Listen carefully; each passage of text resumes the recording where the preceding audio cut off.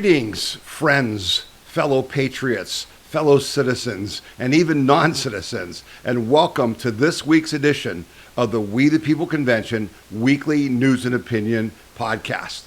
My name is Tom Zawistowski, and I'm the host of this podcast. I'm also the president of the We the People Convention organization. And this podcast and our website and our text messages and our emails and our social media and our donations to other groups, which I'll mention in a second, are all paid for by the generous donations from our donors to the We the People Convention, who've been supporting our fight to protect and defend individual freedom, liberty, and prosperity for the past 17 years. You can donate if you have the means to do so by going to wethepeopleconvention.org and clicking on the donate button and give what you can. We'd greatly appreciate it.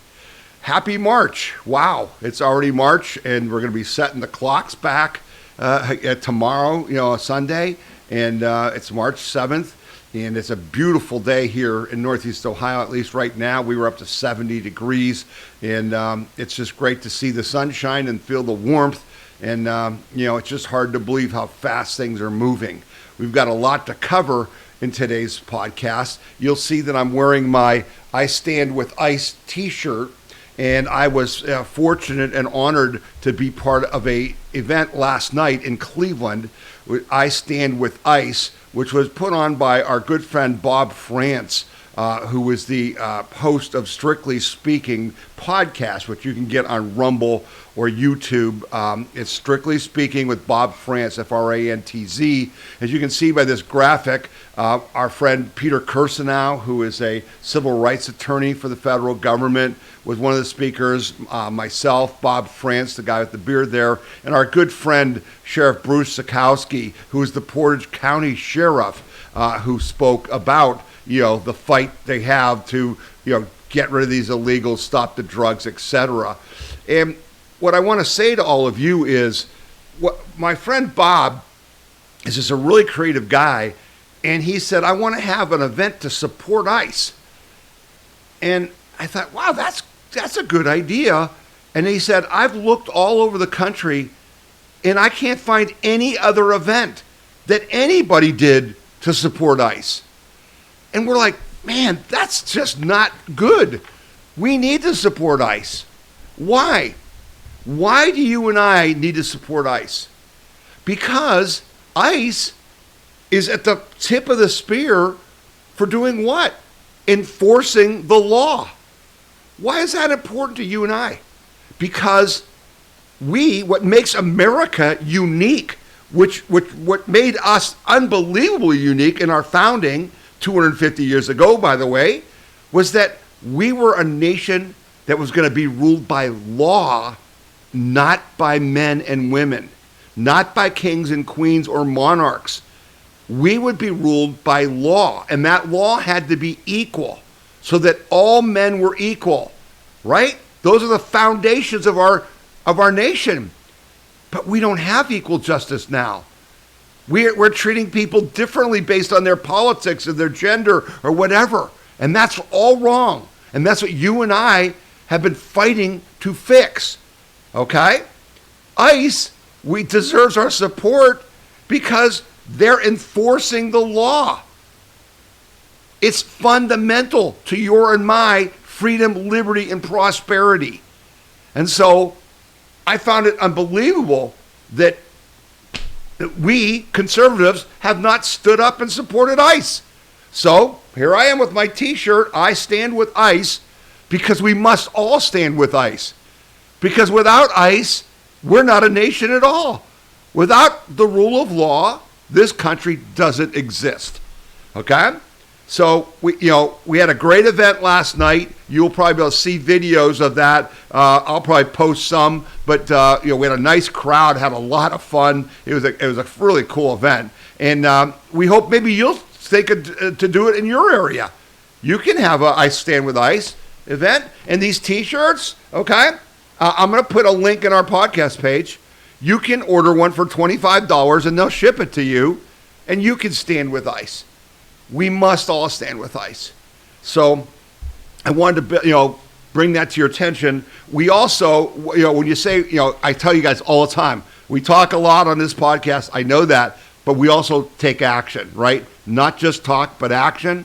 So the We the People Convention made a commitment last night that we would match whatever money was raised that was being donated to the Federal Law Enforcement Association, okay, which is a charity that provides suicide prevention help and help to the families of federal law enforcement officers, because you think they're not struggling with the attacks on their husbands and sons and mothers and daughters by the leftist lunatics who call them Gestapo and things.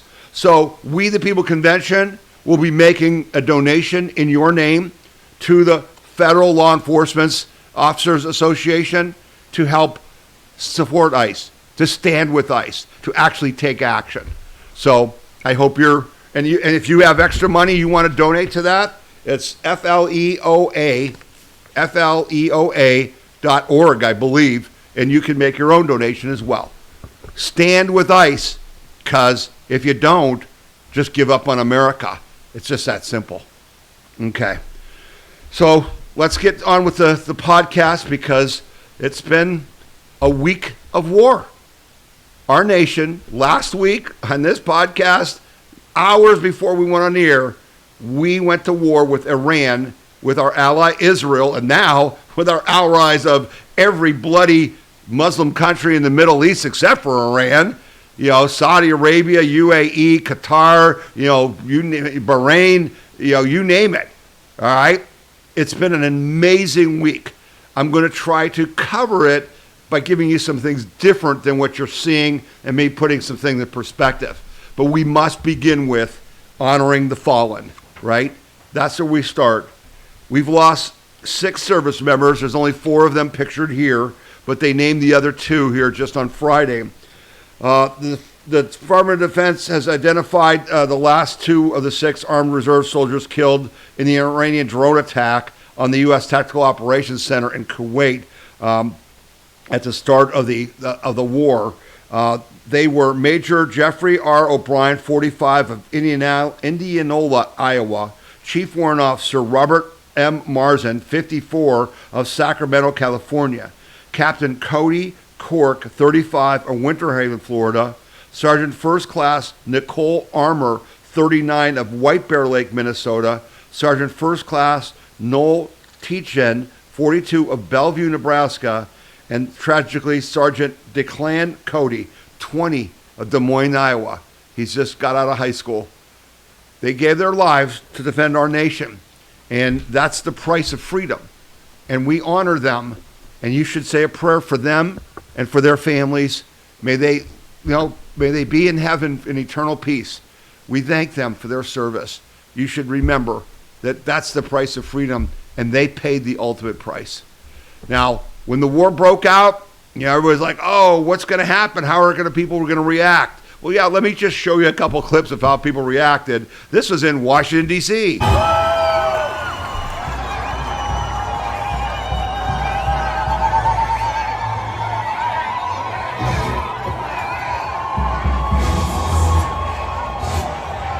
That ain't no small crowd, folks, in Washington, D.C. flying Israeli and Iranian and U.S. flags.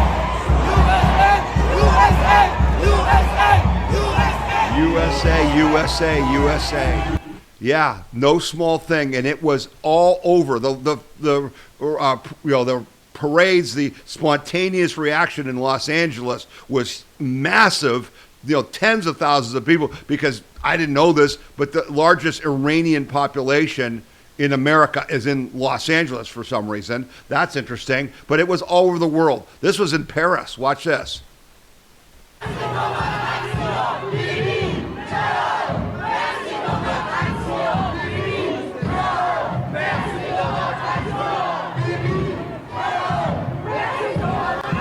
Thanking Trump, thanking America, thanking Israel. Look at that. Not a small crowd, is it? Not a small crowd. This happened in London, in Australia, all over the globe. People are ecstatic. Millions of people. And why? Because Ayatollah Khamenei was a tyrant, he murdered literally millions of people. They just killed 35,000 of their own people who protested against them. They've killed thousands of U.S. soldiers and civilians for years. For 47 years, they've been saying death to America. And the fact of the matter is, it was very clear that they were going to build missiles that could reach the United States. And when Witkoff and Kushner met with, or maybe it was Rubio, met with the Iranians to try to work out a deal, the Iranians said, we have enough material to build 11 nuclear weapons.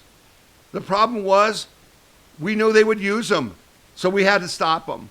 So, wherever we're going to try to help you understand as you develop your your feelings about this war, whether it was right, wrong, whether you trust Trump or not. Okay, you're going to have to make that decision. We're going to try to provide you with some information that will help that. But I want to point out, because this is always the other side of it. What you saw, there was nobody that organized these Iranian celebrations all over the world. That was real citizens celebrating. This is fake news.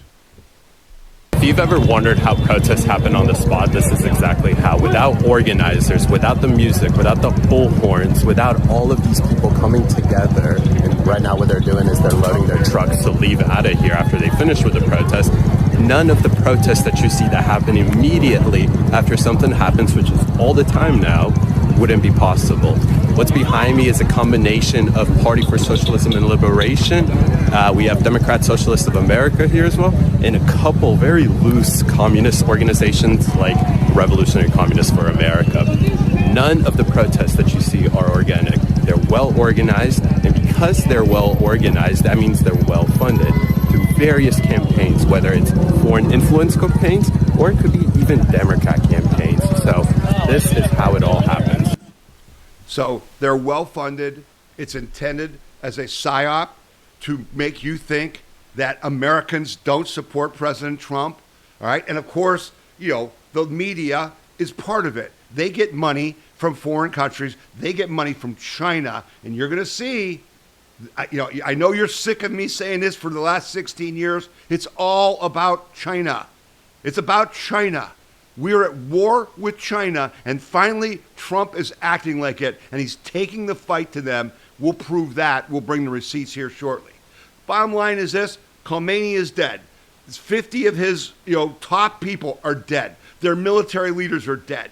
We now have, after just 7 days, total control of the airspace. We can hit them at will wherever we want. We're decimating not only the weapons they have, but the ability to manufacture them in the future. And we found where they hid the nuclear materials. We found where those scientists are, and we're killing them. We're destroying their ability in the future to be a threat to the Middle East, to Israel, to Europe, and to us. Okay? That's what's going on. It's methodical, it's lethal, and it's effective. And we're gonna talk about that. But as I said, and I had a fortunate, because the war just happened before the podcast last week, so I didn't have a lot of time to gather information. But I was glad I said one thing to you last week, and I said what was interesting is that Iran was attacking its Muslim brothers, and what you've seen this week is that they have fired more missiles at Qatar and more drones than at Israel. They have attacked Azerbaijan. They've attacked, the natural gas, liquefied natural gas facilities in Qatar. They've attacked Saudi Arabia, and the entire Arab world is mobilizing against Iran. We think that's a good thing. We'll talk about that a little more.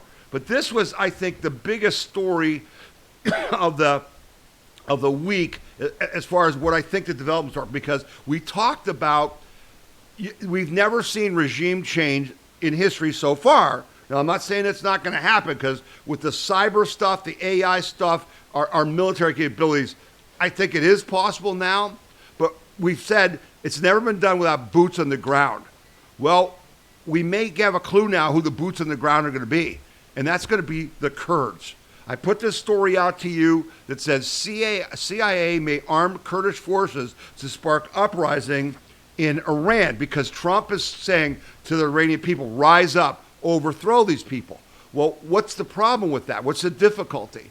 The difficulty is that Iran is not like one single group of people.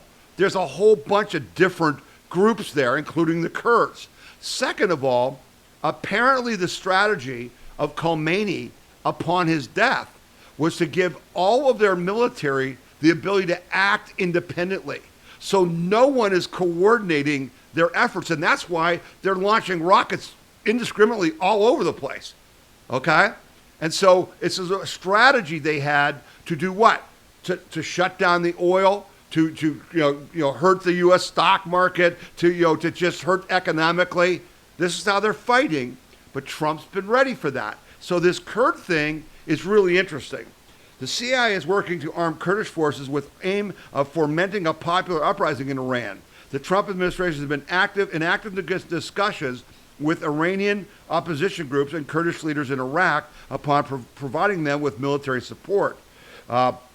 Iranian Kurdish armed groups have thousands of troops operating along the Iran-Iraq border, primary in Iraq's Kurdistan region. Several of the groups have released public statements since the beginning of the war, hinting at imminent action and urging Iranian military forces to defect. Iran's Islamic Revolutionary Guard has been striking Kurdish groups and said on Tuesday that it targeted Kurdish forces with dozens of drones. On Tuesday, President Donald Trump spoke with the president of the Democrat Party of Iranian Kurdistan, Mustafa Hirji, according to a senior Iranian Kurdish official. KDPI was one of the groups targeted by the Iranian Republican Guard. Iranian Kurdish opposition forces are expected to take part in ground operations in western Iran in the coming days, the senior Iranian Kurdish official told CNN. Now, if you look at this map, again, for those of you who are watching on the TV or on your computer or phone, you can see that this area that says Kurdistan involves part of Turkey and part of Syria and part of Iran and part of Iraq. And so they've been all over there. In the Iraq war, the Kurds were some of our best allies. They are incredibly good fighters. And the Kurds are like the biggest, there's something like 40 million Kurds in that region. And Iran has 90 million people. So this is not an insignificant group of people. Turkey hates them. Iran hates them because they have stood up for their own sovereignty. They're kind of like the real Palestinians. They actually have their own land, and they would like to be a country again. But here's the point. The Kurds are really good fighters, but when we have total air superiority, how effective do you think they would be if we can wipe out the enemy that's facing them? They can literally move with impunity. I don't know if that's the answer, but it sure looks like it's part of what we're trying to do. And so I think, that was a major development that I wanted to share with you guys. And then I just want to touch on a couple things, okay? Again, propaganda, misinformation. There was this ridiculous story out there that says, we're out of missiles in 8 days. The U.S. is out of missiles in 8 days. What a total lie. And then, you should be afraid because the Iranians have 2,000 ballistic missiles, okay? Yeah, I looked it up. We have like 12,000. Who wins that? Who wins that? Oh, and they have drones. They have all these drones. The Iranians, they can beat us because they have all these drones, don't you know? Because, here's what they were saying, that we were spending millions of dollars to use like cruise missiles and shit to shoot down a $30,000 drone. Except that's just a complete lie. I've been talking to you guys about Anduril for 3 years now. The company that's building drones and weapons in Columbus, Ohio, and all over the country. Palmer Luckey, one of my heroes. Go look him up, okay? Well, we unleashed this thing called Helios. All right, CENTCOM released footage of the Helios system mounted on destroyers operating off Iran's coast. And there's a picture of it, right? It's using lasers. The New York Post, citing sources from military operators, reported Helios has been used against Iranian drones during Operation Epic Fury. Well, why does that matter? Well, every Patriot interceptor costs $3 to $4 million per missile. Every THAAD interceptor costs $10 million. The UAE has intercepted more than 755 drones and 172 ballistic missiles since the war began. Run the arithmetic, and it doesn't make sense, except Helios runs on electricity. The marginal cost of firing a laser is essentially zero. The ship's generator produces the power. There is no missile to reload, no magazine to deplete, no resupply ships needed. Against a Shah drone that costs $30,000, a laser engraving costs less than the electricity bill for a large apartment. Lies to try to undermine us, to undermine you, to think we're incompetent. You really think Donald Trump, General Raisin Kane, Pete Hegseth are going to start a war with Iran when we have 8 days worth of weapons? You got to question. You got to question. And that's all I'm trying to do. So then the other part of it was, because everything's about, oh, NATO, right? We need NATO support, and we have bad relations with NATO. No, we don't. We don't have bad relations with NATO. Watch the head of NATO here explain what he thinks. This is a Fox News alert right now. The NATO missile defense system is on alert as the Iranian regime retaliates to Operation Epic Fury by firing missiles at military and civilian targets inside Israel and the Gulf states. And they're uniting the Gulf states against Iran. Is that having the opposite effect? Joining us now, NATO Secretary General Mark Rutte. Mr. Secretary, great to see you. Your reaction since this campaign started 48 hours ago. In the beginning, no European support. Has anything changed? Well, let me first of all say that my thoughts are with the service members, the U.S. service members who made the ultimate sacrifice over the last couple of days. And let me also say that the commander-in-chief, the leader of the free world, President Donald J. Trump, I really commend what is happening here. Taking out Khamenei, taking out the nuclear capability in Iran, but also taking out the ballistic missile program in Iran. This is crucial. And what I see in Europe, I spoke with all the key European leaders over the weekend, is widespread support for what the president is doing, and also making sure that when it comes to logistics, access, defending key U.S. interests in Europe and in the region, the Europeans are really stepping up. But, Mr. Secretary, can you explain the trepidation, though, with some of, the European countries, especially the UK? I mean, many of the inspirations of the radicals that are in their country that have done these acts came from Iran. They were inspired by the Iranians, the terrorist organizations. So why the trepidation? I totally understand the question. So this is the situation. I spoke yesterday with the senior NATO commanders. Europe is stepping up, is doing what is necessary to make sure this operation can go ahead and delivering all the enablement necessary. When you look, for example, at Friedrich Merz, the German Chancellor, he is now traveling to Washington for meetings tomorrow with President Trump. He has made the best type of comments over the last couple of days. I really think he is completely supportive of what is happening. You see the same from France when it comes to all the help they are giving, and also from the UK. The problem is the UK was legal. For these defensive operations, they needed the legal case to be solid. So last night they came around. I think that's important. We are early stages of this campaign, so very important that also the UK bases are now available. Okay. So NATO's on board, reluctantly at first, but they're on board. So that's a good thing.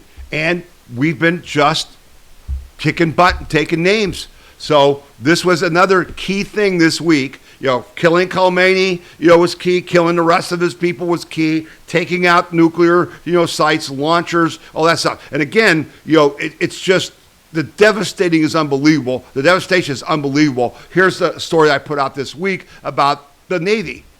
U.S. sinks all 11 Iranian Navy vessels in Gulf of Oman because, that's where they were threatening to close the Straits of Hormuz. But it's even bigger than that. U.S. Central Command declared Monday that Iran's naval presence in the Gulf of Oman has been reduced to zero, announcing that every Iranian warship operating in a strategic waterway at the outset of Operation Epic Fury has been destroyed as American forces struck more than 1,250 targets in the first 48 hours, and now it's like 3,000. Well, it's worse than that. That's in the Gulf of Oman, but the Iranians had ships elsewhere. Yeah, not so much. They don't have any ships anymore. Our strikes against the Iranian Navy have intensified.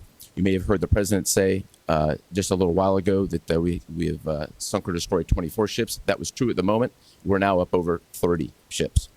And in just the last few hours, we hit an Iranian drone carrier ship, roughly the size of a World War II aircraft carrier.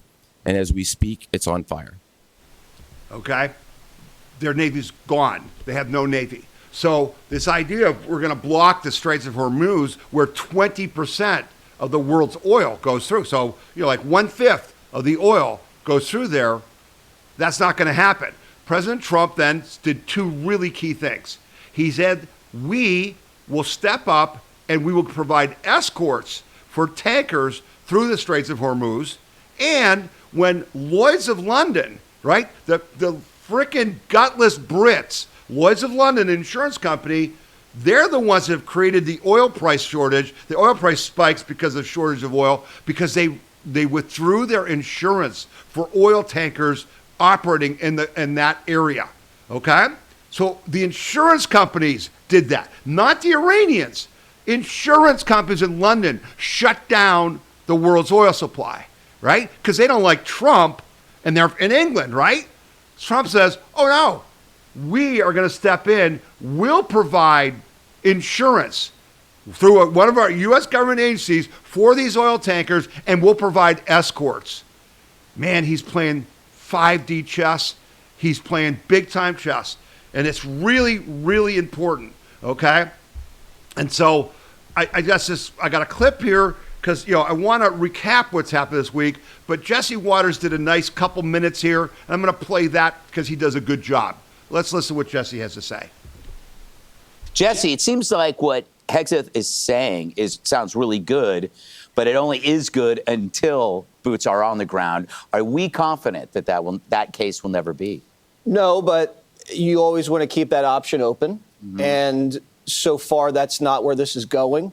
As Trump would say, we've never seen anything like this.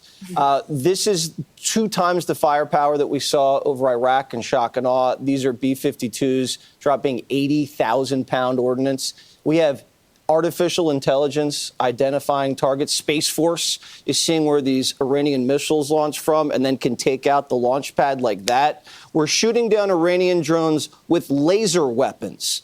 Also, kamikaze drones, we're using them for the first time ever in combat. So this is just an astonishing display of American military superiority. Probably officially marks the beginning of 21st century warfare. We have completely eradicated the 2 top layers of the Iranian leadership. The Navy's at the bottom of the sea, and their missiles were going from 80 a day to now 20 a day.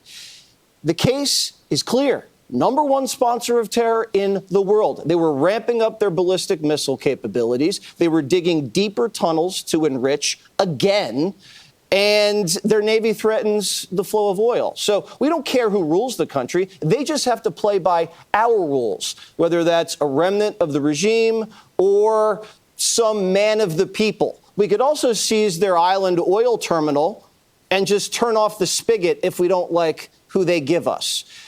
The objectives are very clear. You completely disarm the rogue nation and then pummel the leadership until a friendlier face pops up.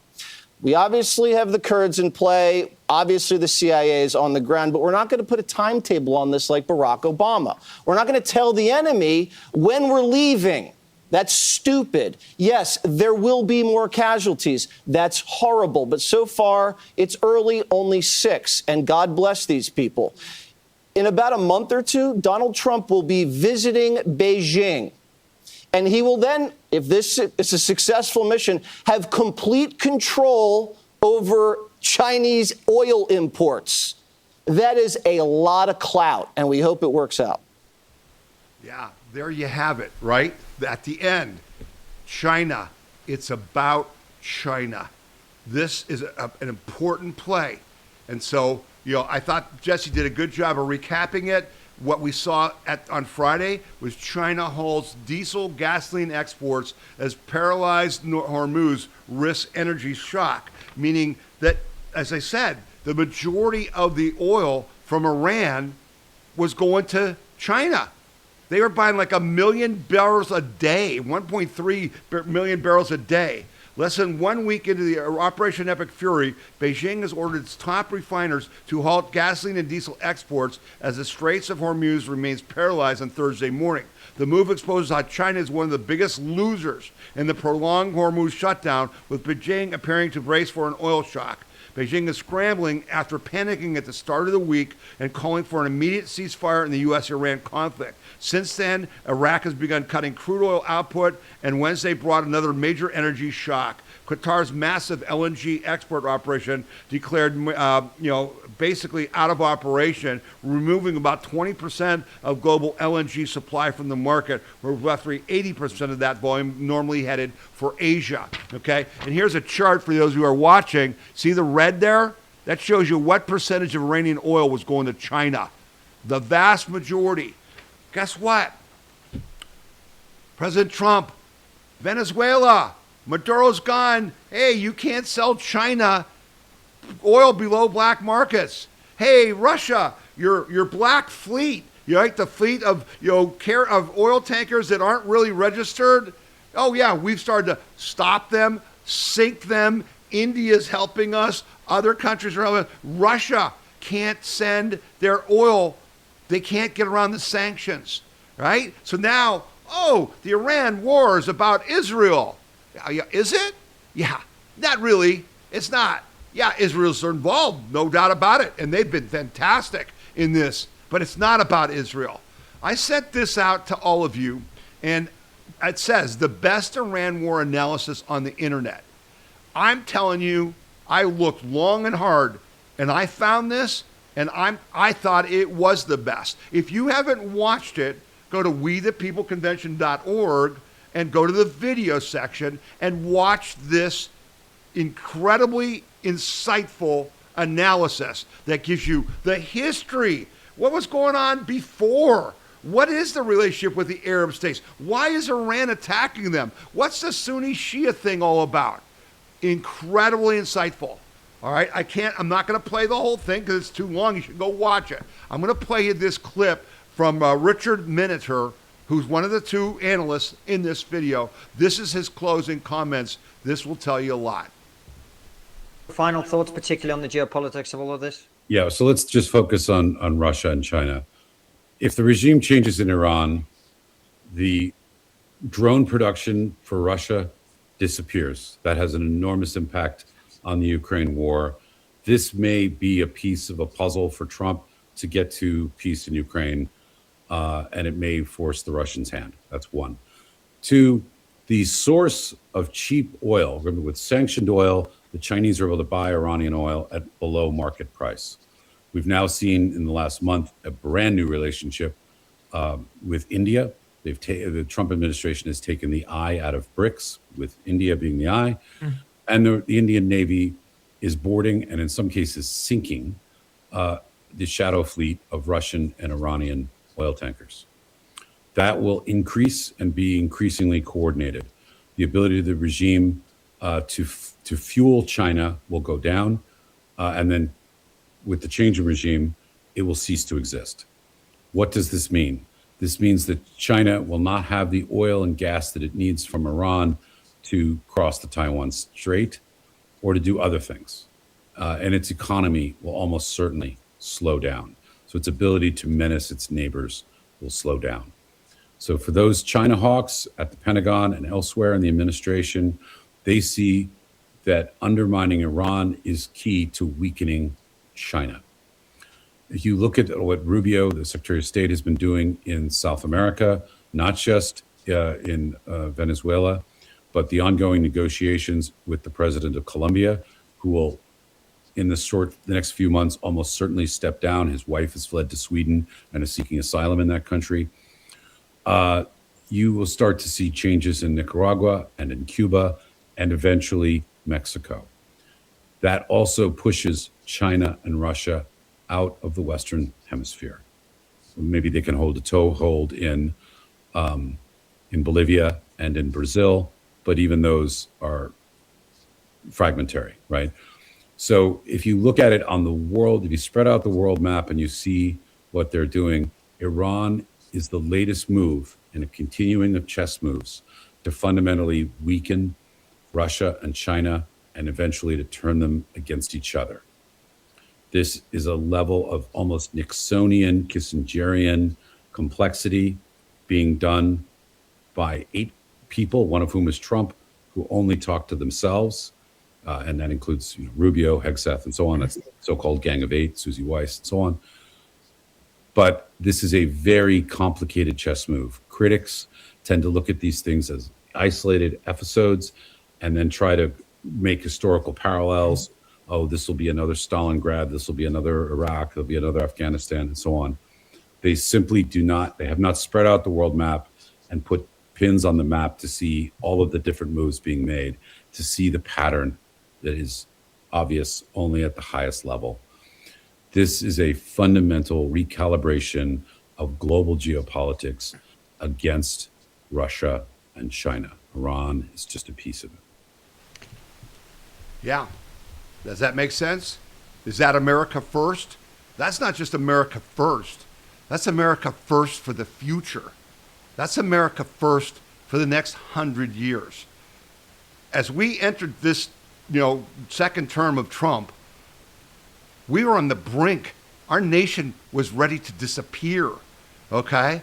Flooding us with illegals, destroying our economy, destroying our energy sector, destroying our military. The Chinese were winning. They were beating us from within. Donald Trump is now beating their brains out. There is no threat to Taiwan. China couldn't attack Taiwan if it wanted to now. And it's only going to get worse. Trump's going to go to that meeting with Xi holding all the cards. Holding all the cards. And as you'll see, these people who want to demean Donald Trump, he's the greatest president maybe in American history.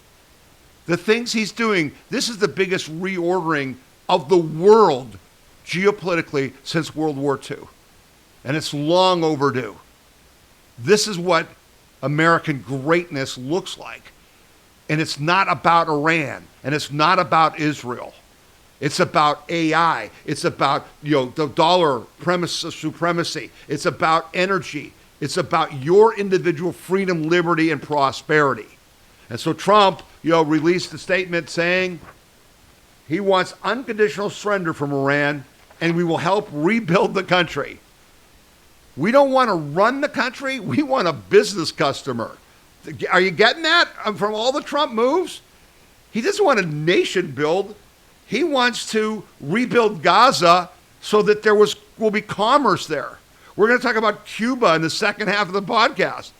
What do we want to do with Cuba? Why do we want to overthrow the communists in Cuba? Because Trump sees a business deal, not for himself, for America. Not for himself. These people who try to talk about, he's just doing it so he can get richer? Yeah, you're going to get your head blown off so you can get richer? Yeah, I don't think so.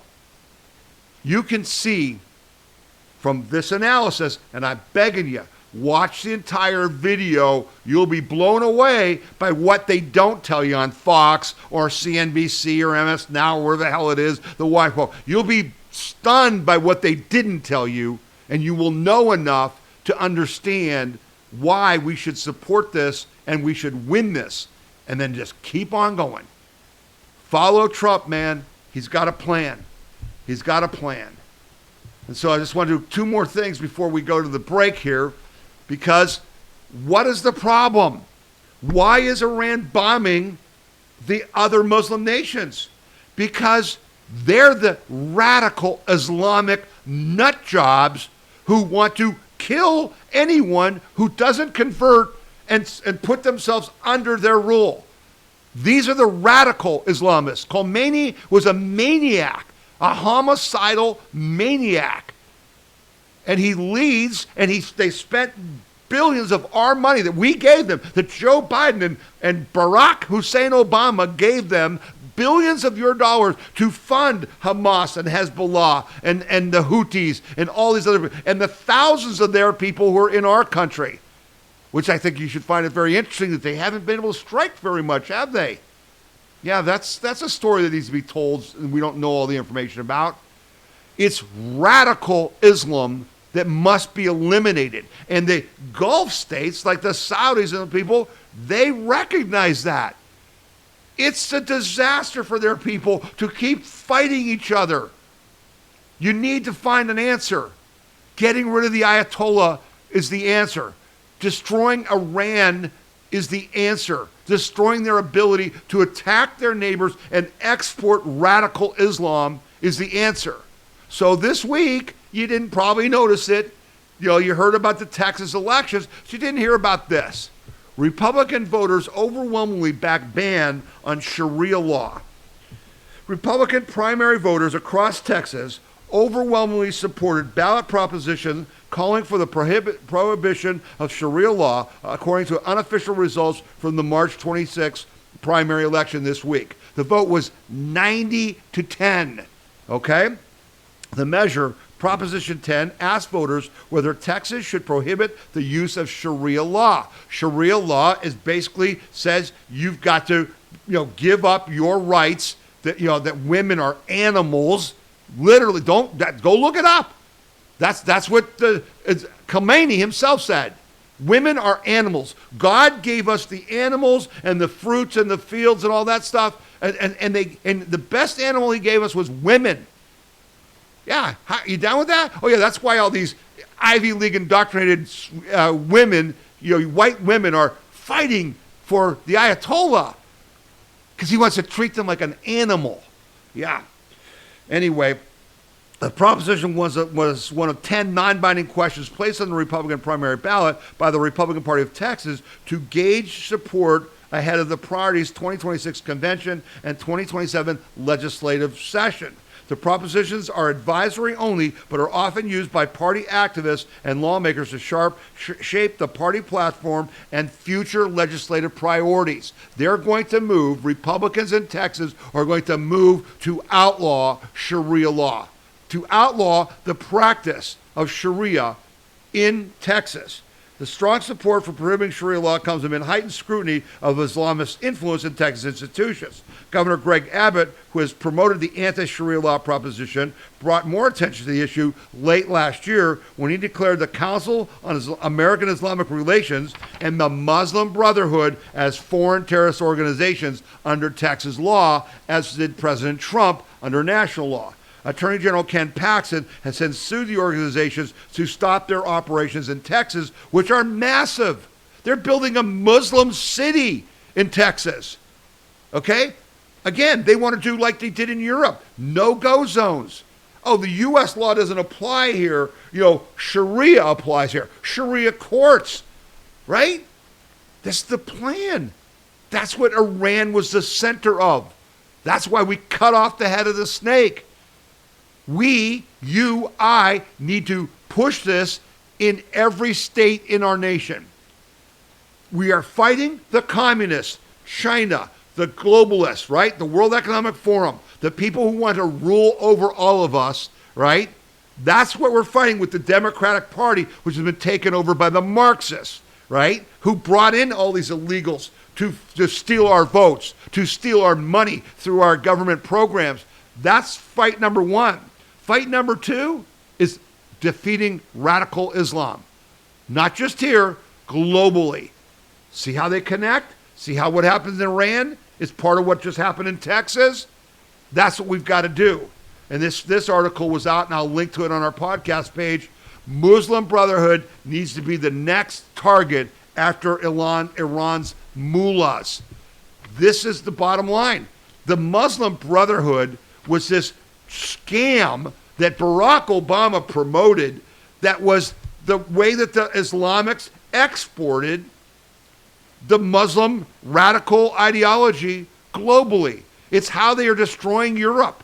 And for years, not only did we not declare them a foreign terrorist group, we We gave them money. They're in Washington, D.C.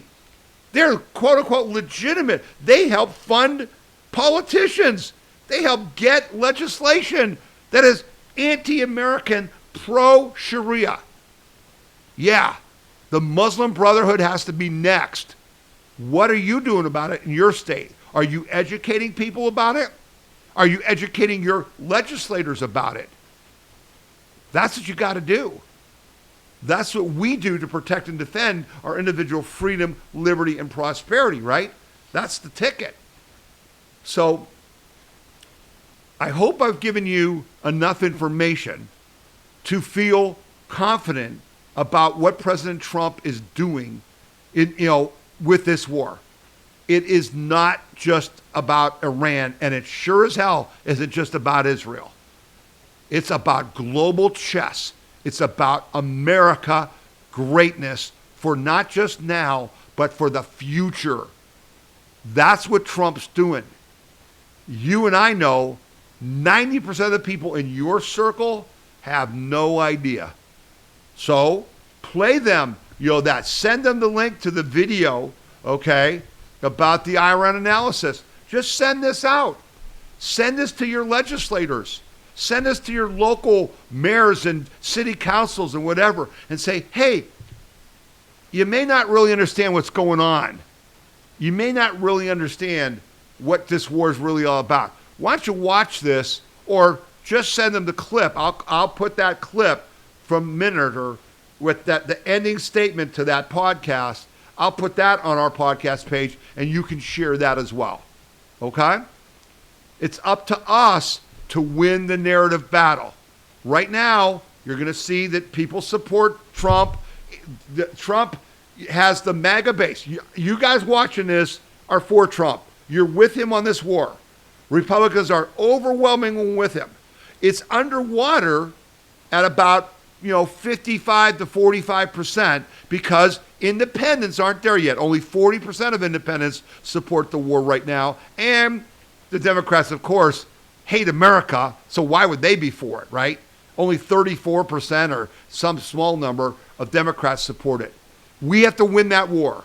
Your job, my job, our job is to get that number up, make sure that people get informed and understand this is a good thing. Your gas prices will come down. The stock market will go up. Don't be distracted. Stay focused on what is really going on here. This is a brilliant and gutsy move by Donald Trump and his team. But man, this is the kind of leadership we've never had in this country. It's not politics. It's not about politics. It's about economics. It's about freedom and liberty. It's about winning. It's about America. What a refreshing change, right? All right. Going to stop and take a break now. I want to thank you for tuning in to the first half of the show. Got lots of good stuff in the second half. You've been listening to the We the People Convention Weekly News and Opinion podcast. My name is Tom Zawistowski, and we'll be back after this short break. The We the People Convention News and Opinion radio program is paid for by donors like you.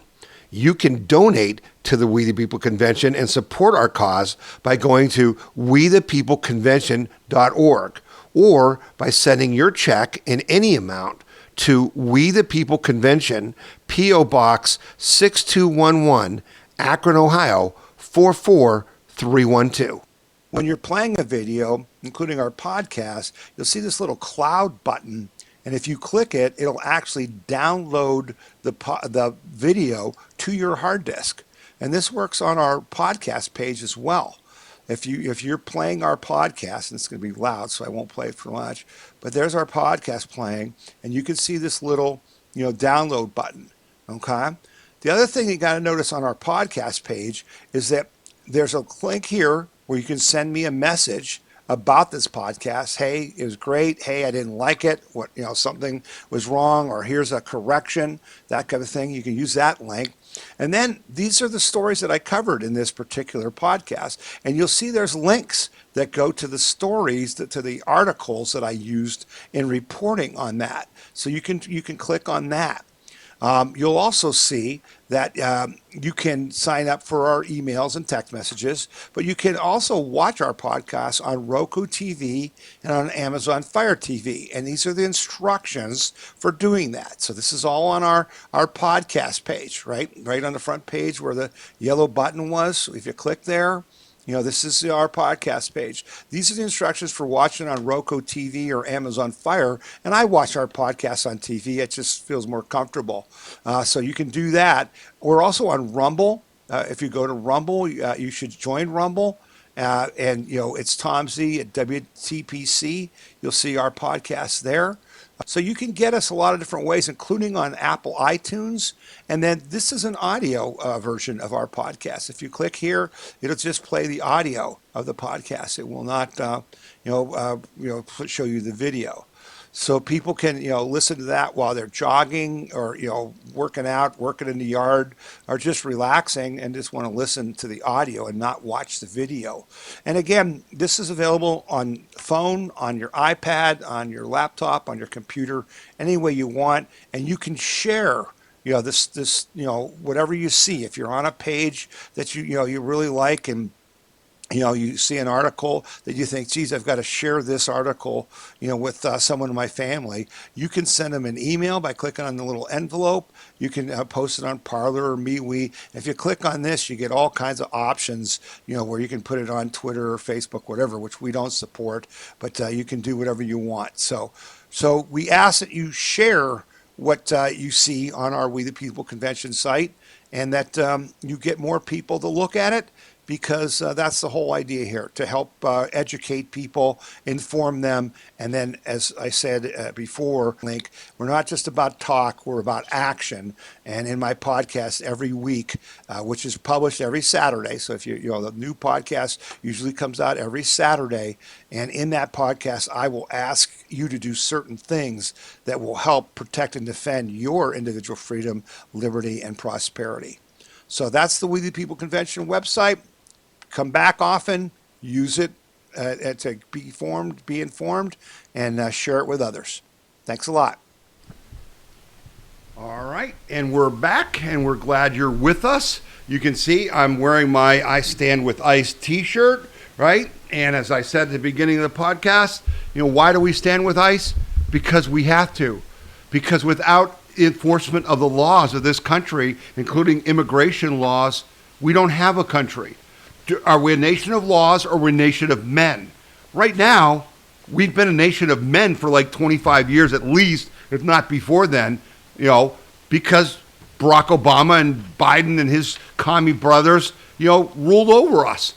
And so we're fighting back, and we have to support ICE. If you want to give to the Federal Law Enforcement Employees Officers Association, FLEOA, we suggest you do that. You want a t-shirt, I'll have it linked in our podcast page. You want to buy a t-shirt to help support the donations we're making to that organization, you can get one for $25, and you can stand with ICE. And hey, why don't you talk about standing with ICE in your area? Wouldn't that be a good idea? I sure hope you would do that. We're so glad you guys are with us. I hope you're using our chapters player, which is, it's really a cool thing that takes till about Sunday for it the AI to parse out our whole podcast and then put the chapters player in so that you could go to any story and just click and it'll take you right to that part of the podcast. And then it gives you a link that you can send to someone else that'll start right there. Okay. And so the chapters player's there. We are on all the social media, so please follow us for whatever that means anymore. We're on Gab, MeWe, Getter, Truth, Facebook, YouTube, Rumble. We're all over the place at Tom Z, WTPC, or We the People Convention. I don't know why our audio listenership has collapsed. No understanding of that at all. I get no answer from the company I'm using. I'm probably going to have to find another company to do that because our people wouldn't just go away. So why did they go away? Well, it's not an accident. It's just like on X. Elon Musk gave us free speech on X. Yeah, except it's only free speech that he has. We've had 2,685 followers on X for like 9 months. Doesn't matter what we put on our X account. We just mysteriously never get any new followers. Funny how that works. Okay? So you're listening to this podcast is critical. You're sharing this podcast. You're sharing segments of this podcast. You're sharing the stories that we give you all week long on our website. You're sharing that via text and email is critical to gathering the support we need to do the things we need to do to protect our individual freedom, liberty, and prosperity and make America great again. Okay? So that's why we do what we do. That's why you're watching this podcast, and we're sure glad you do. And we thank you for joining us. We're happy to have you with us, and we're honored to have you with us. Okay, so let's get into the second half of the podcast. Some interesting things going on. Cuba remains in the dark. Trump says the deal is coming. That means literally, the lights went out in like half of Cuba this week. Yesterday, there was some kind of major fault, of major fault at the largest power station on Cuba, putting at least 2/3 of the country into darkness. Today's reports indicate the power is still off for about half of the island, and it may take several more days to fix it. Trump is putting a full court press on Cuba's communist leadership.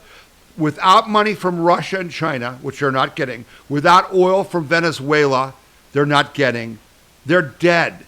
Mexico's been stopped from helping them. They don't exist. Because why? Communism doesn't work. It never has worked. Okay? Cuba is a disaster.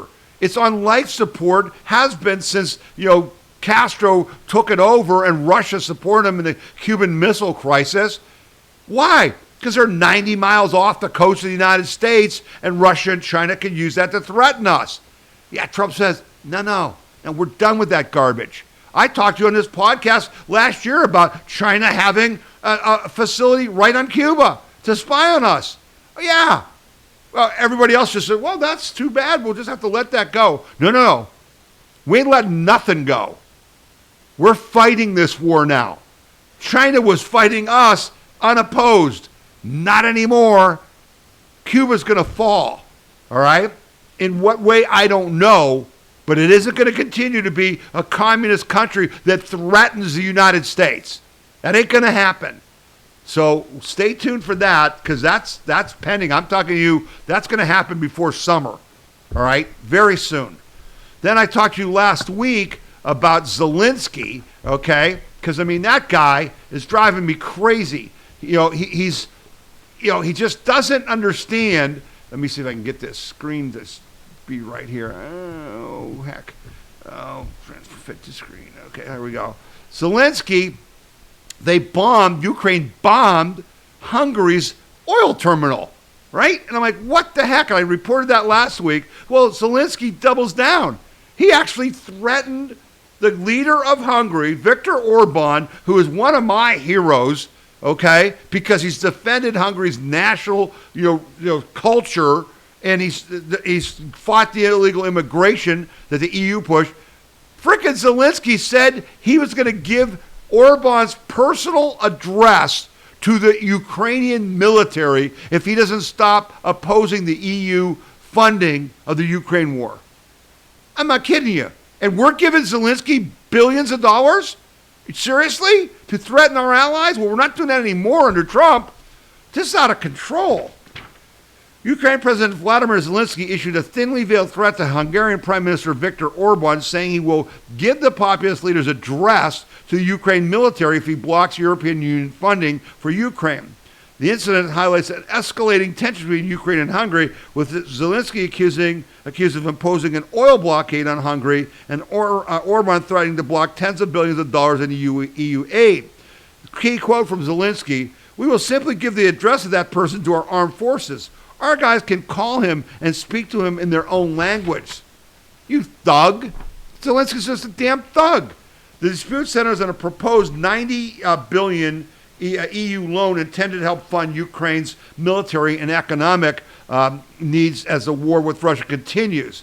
Zelensky underscores the urgency of the approving the aid, saying, "We hope that the one person in the EU will not block the $90 billion. So Otherwise, we'll give the address of this person to our armed forces, to our guys.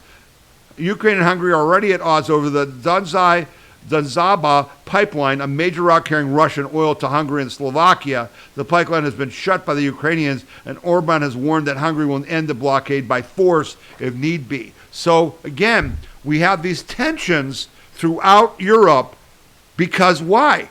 The Ukraine war that we don't want. We want to end. We need to end it. Hopefully, what Trump's doing in Iran, which cuts off Russian access to Iranian drones and oil sales to their shadow fleet, will bring Russia to the table and we'll get some progress on this.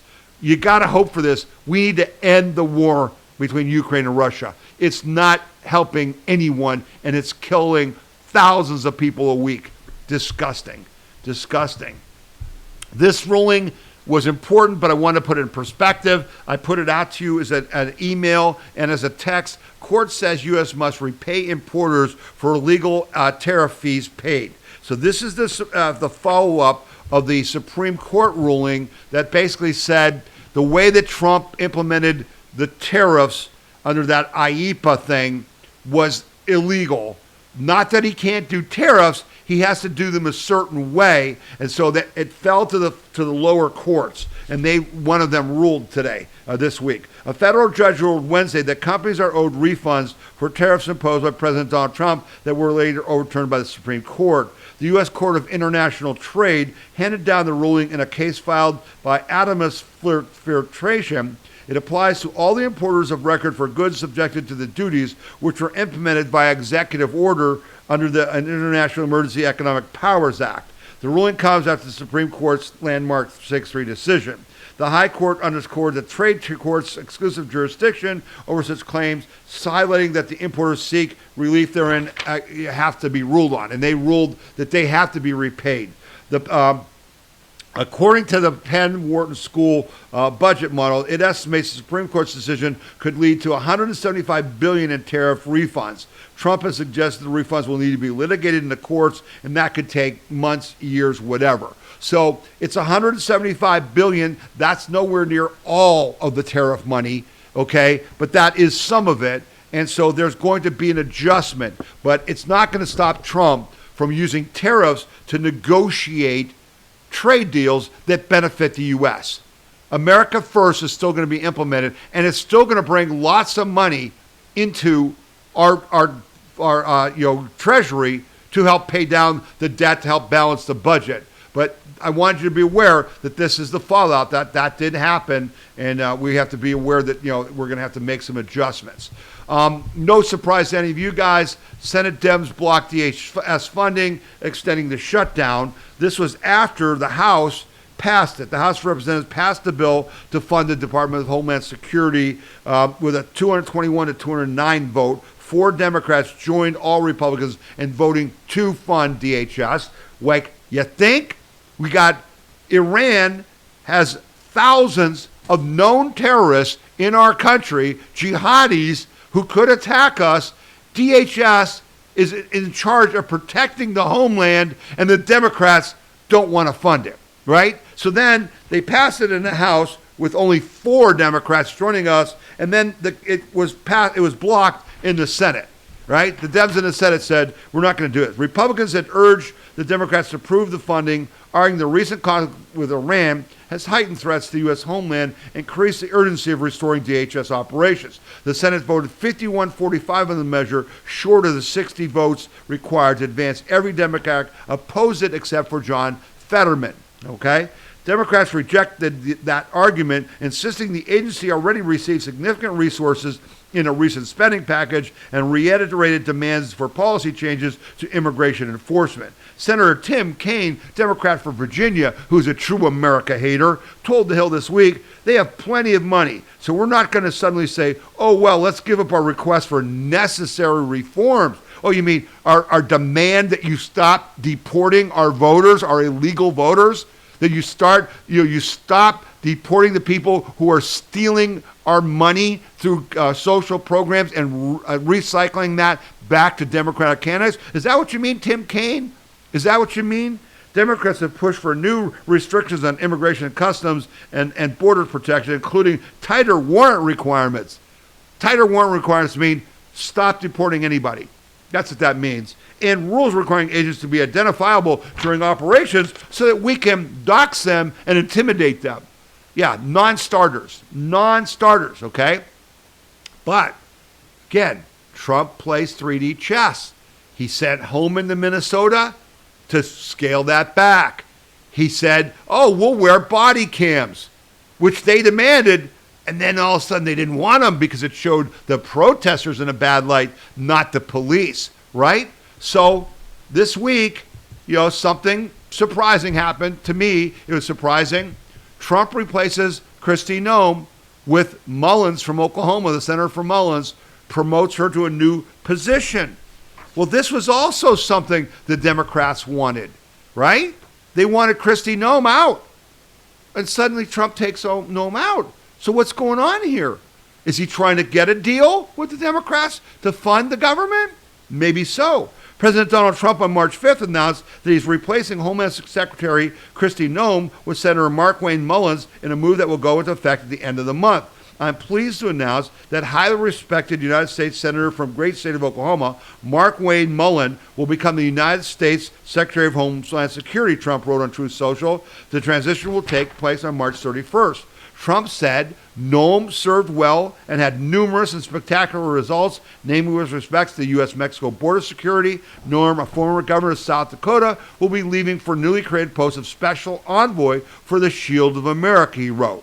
Okay? Now, people are like, Trump fired Noem and she's horrible. And the Democrats, Tim Walz is saying, we're going to bring her to Minnesota to bring charges against her for the deaths of these people, that were protesting and were shot by police, by ICE agents. Yeah, all talk. That's garbage. Here's the bottom line, folks. Kristi Noem will go down as one of the most successful Homeland Security secretaries ever. Under her leadership, Noem had over 3 million illegals deported, 0 border crossings in 12 months, over 1,500 known terrorists arrested, and negative migration for the first time in decades. That's Kristi Noem's record. Now, I got to tell you, let's be just totally honest, and I think a lot of you guys felt the same way.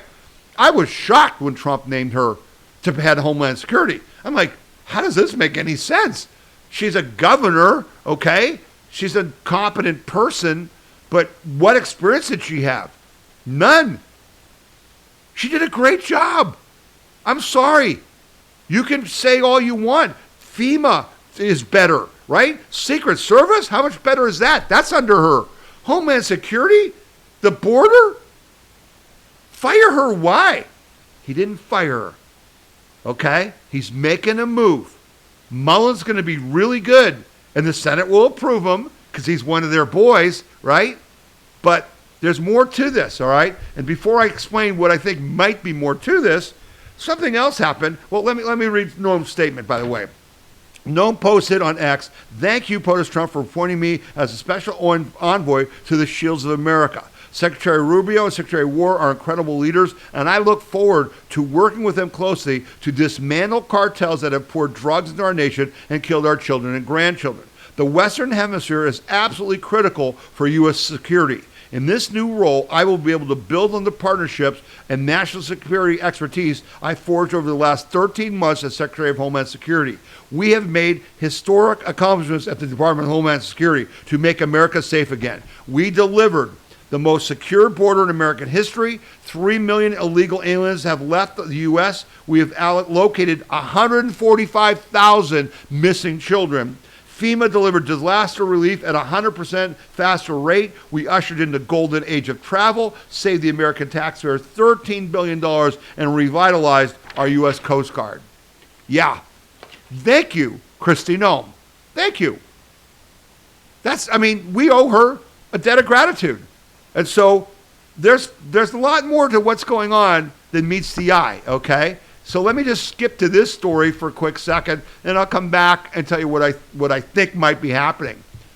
There's a big election in Texas. You guys heard about that, and there were some big wins. Jasmine Crockett lost, and the Al Green, that lunatic Democrat congressman, lost. Ken Paxton basically tied John Cornyn, the bushy rhino senator from Texas. And Paxton put out this statement, which you can see on your screen on X. Texas Attorney General Ken Paxton on Thursday offered to drop his primary challenge to Senator John Cornyn, representative of Texas, if he would commit to passing the Save America Act via the talking filibuster.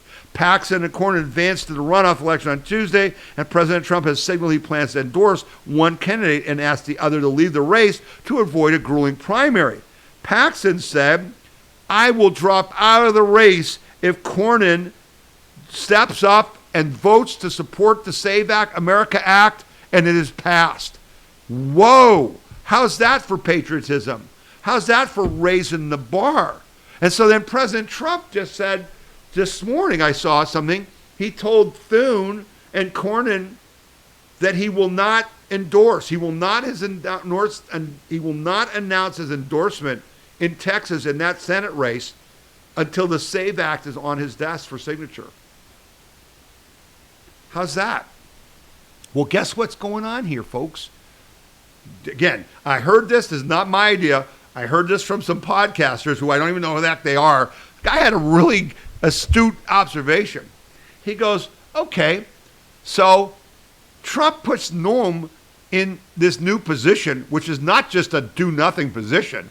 You know, what we're going to do in South America to rebuild our connection, to Western Hemisphere connection, to put Kristi Noem in charge of that is no small thing. That's not like, oh, yeah, he just found a throwaway position for her. No, okay? And then you got this Ken Paxton thing. So how does this all fit together? Well, geez, Trump's trying to blow up the Democrats' opposition to ICE by body cams, Noem's gone, right? We're negotiating. Oh, yeah, by the way, there's a war with Iran and there's a homeland threat. And as you saw, 4 Democrats broke ranks in the House, and more will come, particularly, God forbid, if there's any kind of terrorist attack in America. Okay, God forbid, but that would change the dynamic. So Trump's working on that.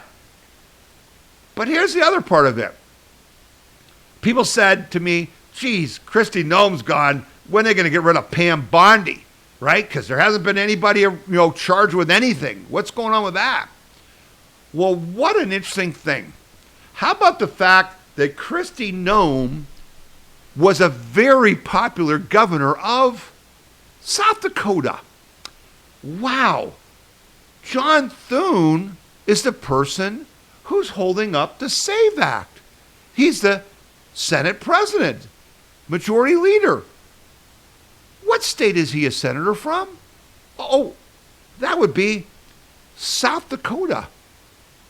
You think that John Thune isn't getting a message that, yeah, you don't play ball, John. We may just have to put Kristi Noem up for your Senate seat. Oh, maybe that'll get his attention. How about Cornyn?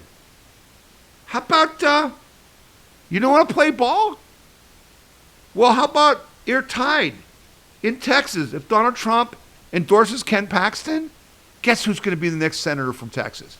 It's going to be Ken Paxton. Oh, so you know what might happen?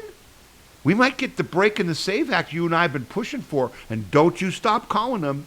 Every day, you call Thune and you call your senators. You demand the SAVE Act is passed. We must have this. But what might happen? Well, geez, maybe Thune and Cornyn will take care of their own sorry butts and bring the SAVE Act up so we can pass it. And what might happen after that? Boy, Ken Paxton says, if Cornyn and Thune bring the SAVE Act up, I'll drop out of the race for senator. How many of you would like to see Ken Paxton, Attorney General of Texas, who's done more to fight Biden and Obama and those guys than anybody, as our next Attorney General? How'd you like to see Ken Paxton replace Pam Bondi? Yeah, well, I'm not saying it's all going to happen. I'm saying it could happen. Don't mess with Trump. He's smarter than all of them. He's way smarter than all of them. So I thought I'd share that little nugget with you. I'm sure you find that interesting. Okay, on to some other things that are important. All right. This is just disgusting.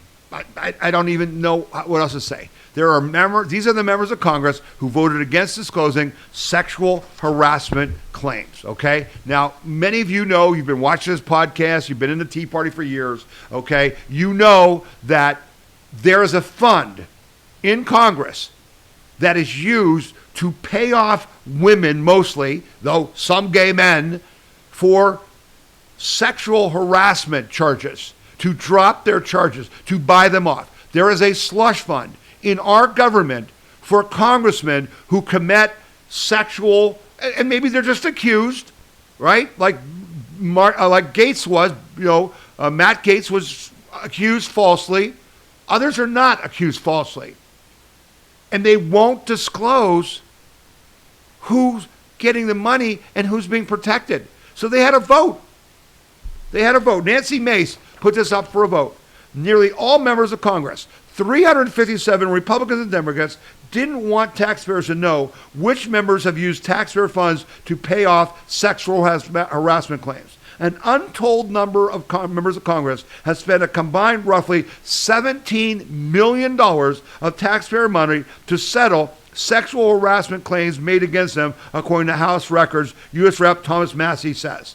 U.S. Rep. Nancy Mace, Republican of South Carolina, this week proposed forcing a vote on resolution she filed directing the U.S. House Committee on Ethics to preserve and publicly release all records related to investigations into members of Congress for sexual harassment, unwelcome sexual advances, and sexual assault under House rules.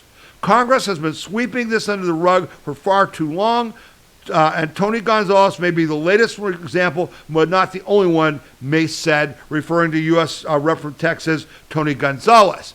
Okay? This is what Congressman Luna had to say when they wouldn't do this. And I just think it's really disgusting how this institution protects itself, because y'all just half of them voted to send this stuff to House Ethics where you know it's going to die. We know that members of Congress are using taxpayer dollars to pay off sexual harassment. We just had a member of Congress literally sexually harass a woman that then lit herself on fire, and you guys all protected him. You guys all protected my own side, your side. And so if you guys want to talk about victims, if you want to go out and virtue signal, and then you guys are going to kill her stuff on the floor and then try to pass it, yeah, of course, we should subpoena all of this stuff. But I'm not going to sit here and play games. I think it's a complete fraud. I think that's why the American people hate us. I think the midterms are coming up, and everyone should go on record for this. And I hope that members are exposed for this. I hope it goes back, I think, to the 70s, because it's wrong that it's happening. It's wrong that we cover up for it. It's wrong that we can't censor our own side because people are busy making deals because you guys don't want to censor your side. It's a deal that's been cut, and people hate us for it. Yeah, people hate us for it. Yeah, we don't hate our members of Congress enough. We don't hate them enough for this. She said that Gonzalez, he sexually harassed a woman. He had an affair with, I think it was a staffer. She set herself on fire and burned to death. Now, he still ran in the primary, but he's announced now that he's not gonna run for re-election. How nice of you. Yeah. They're scum, right? These are the people who, all of them, voted, Democrats, Republicans alike, voted against stopping this practice and exposing the sexual predators in the Congress, but they all voted to release the Epstein files, don't you know? Oh, they all want to expose everybody else. Yeah, but not them. And how about the women on the Democratic side? 53 Democrat women voted to not release this. Yeah, that tells you all you need to know about the institution of Congress, which needs a lot of reform. And this next thing, why do you watch this podcast? I was talking to some of the people last night, great patriots. A lot of our members were at the ICE event last night in Cleveland, okay? We were talking about the podcast. And I said, there's so much here that you don't hear, that just gets swept under the rug. Because it's all about the war this week, right? You're not going to learn this stuff from Fox News or One America News or MSNBC or News Nation or any of that stuff. Why do you watch this podcast? Because there's important things happening that you should know about. and you learn about them here, and then you can share them with other people. This was a hearing I didn't even know was going on. This is Tim Tebow, a really great Christian man who was won a national championship under Urban Meyer as the quarterback of Florida. Great guy, fights for right. This is him testifying in Congress about human trafficking. Watch this. Every one of those red dot maps is a unique IP address that is downloaded, shared, or distributing child rape images, almost all under the age of 12. And that's just a 6-month screenshot of it. And there are over 338,000 on there. There's blue dots on there. You can't really see them, but the blue ones are the ones that are under investigation. In a sea of red. Isn't that a problem of what we're talking about? Yeah, isn't that a problem that we're not talking about, that you didn't do anything about? That Joe Biden was the biggest human trafficker in world history. That the people who, quote unquote, worked for Joe Biden, the Marxist communists who just let children be brought into this country with no ID, the people who said they were their escorts, didn't have to prove any relationship, 300,000 of them, our government, your taxpayers, the Marxist communists came into our government and trafficked children, hundreds of thousands of them. And there's the map. And he said there was 338,000 IP addresses that are identified. An IP address is the address of a computer. Law enforcement can find that computer if they have the IP address. What was on those servers? Child rape images. Not just, pornography. Under 12-year-old children being raped. Yeah. How much money were we spending on that? Yeah, but we're spending money to give illegals housing and give illegals Social Security, Medicaid, education, health care. Yeah. How much money are we spending to stop children? Hundreds of thousands of children from being raped every day. Yeah, not enough. Yeah, how much could we do to stop that if we stop the damn fraud that illegals and Americans are doing to steal money from us? It's disgusting. You need to know that. You need to share that video clip, okay? So here's a little good news follow-up on that. This is in Florida. 89 arrested in Florida human trafficking operation, sheriff's office says. I was happy to see this. A sheriff's office in Florida announced this week that an undercover operation led to 89 human and sex trafficking related arrests, resulting in more than 1,200 separate felony charges. The Hillsborough County Sheriff's Office, which includes the Tampa metropolitan area, says the operation was carried out over several weeks and targeted individuals seeking to sexually exploit children and purchase sex.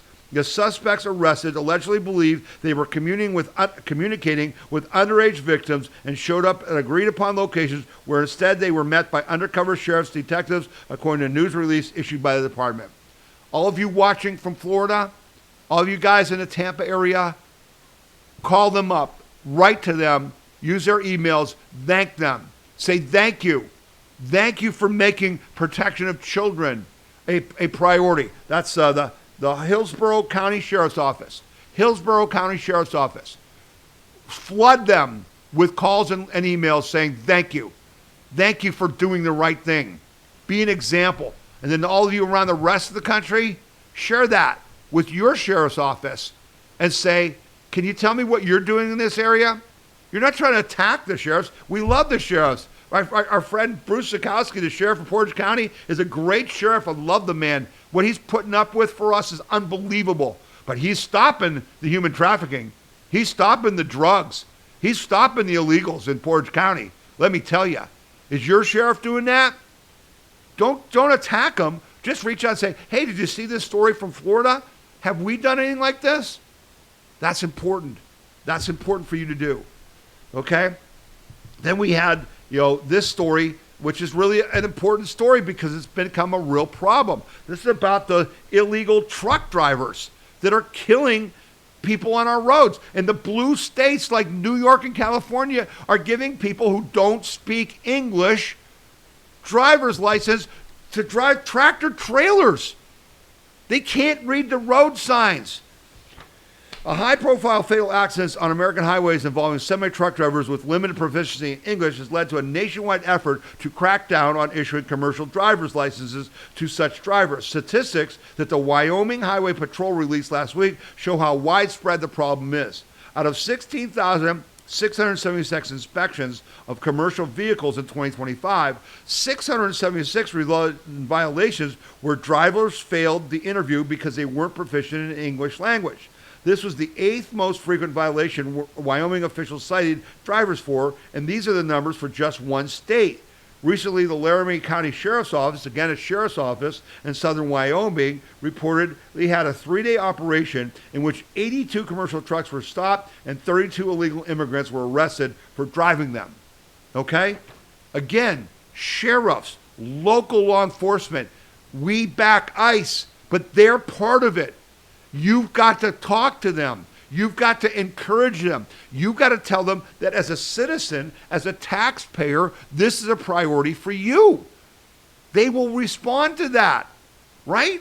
If no one cares, why would they do it? That's our job. We are not spectators. We are participants in the greatness of our country and keeping our country free and prosperous.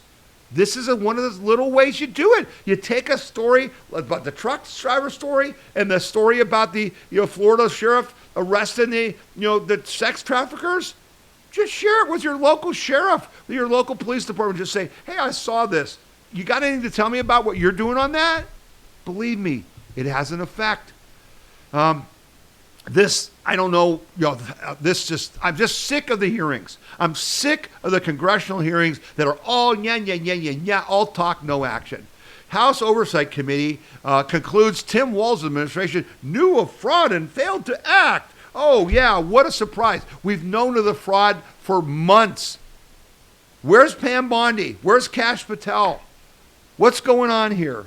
So in the testimony, okay, they had Walz and Keith Ellison in front of the committees, and they just grilled them. And they've got whistleblowers sitting right there who testified that I told Walz, I told Ellison about it, and they did nothing. And Walz and Ellison said, oh, we did everything you could do. We had nothing to see here. Well, Walz kind of stepped in it because at one point he said that they resumed funding because a judge told them to.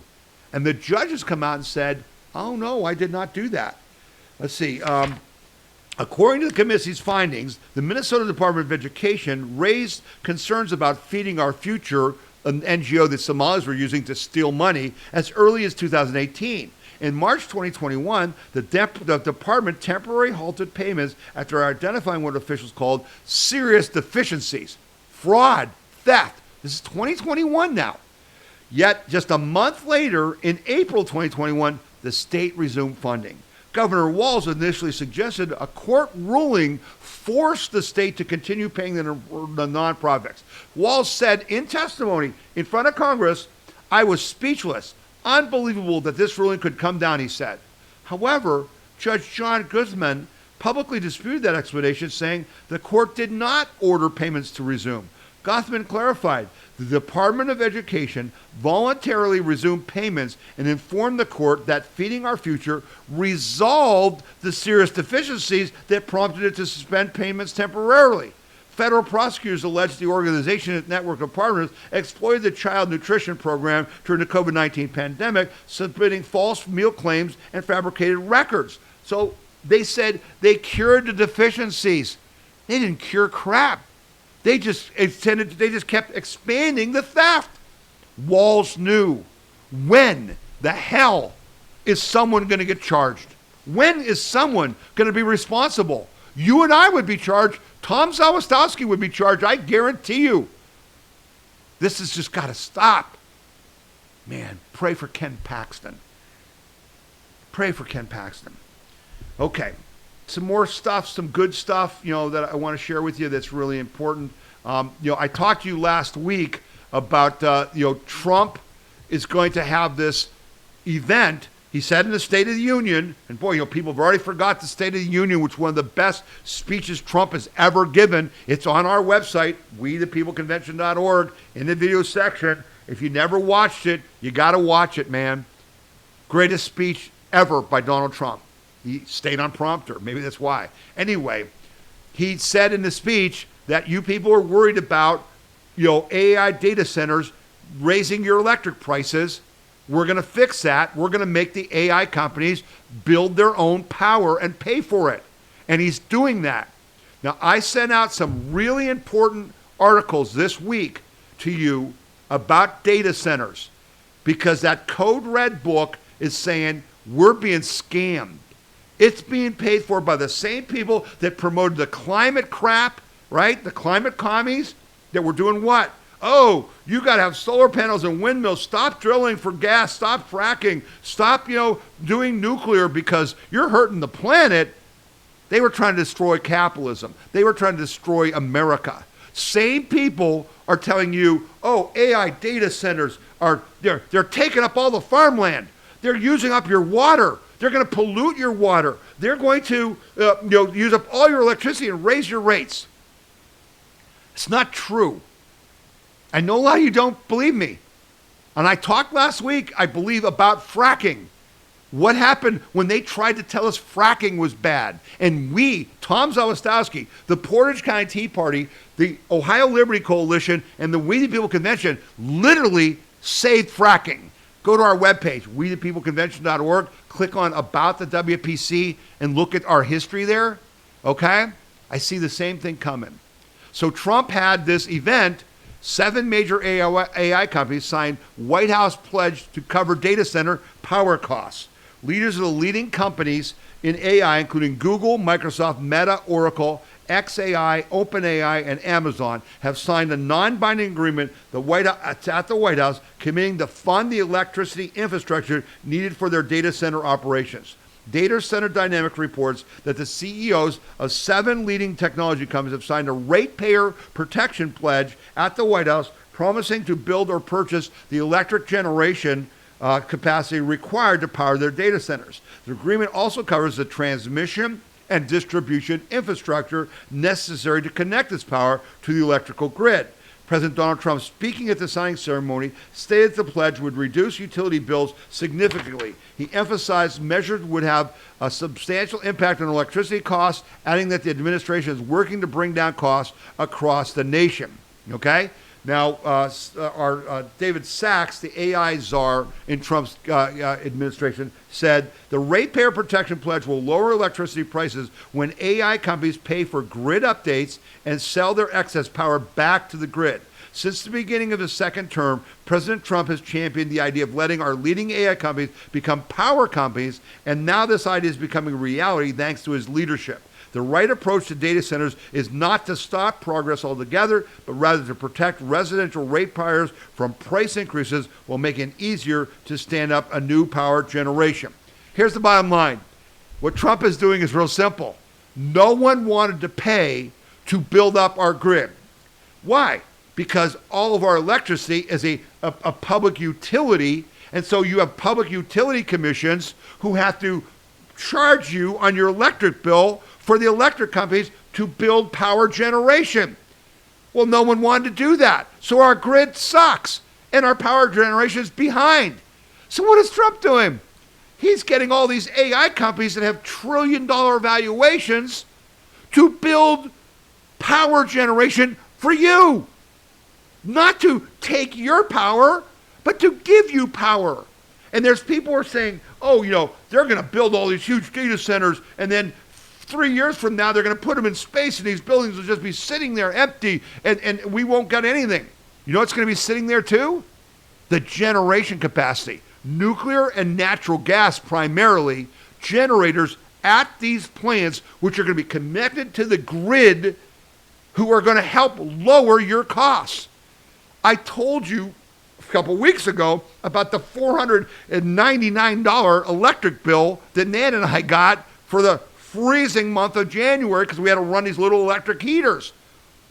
That bill isn't because of AI data centers. And it's sure as hell not because of Donald Trump. It's because of Joe Biden and his commies who destroyed our power generating capacity. All of those rates are baked in.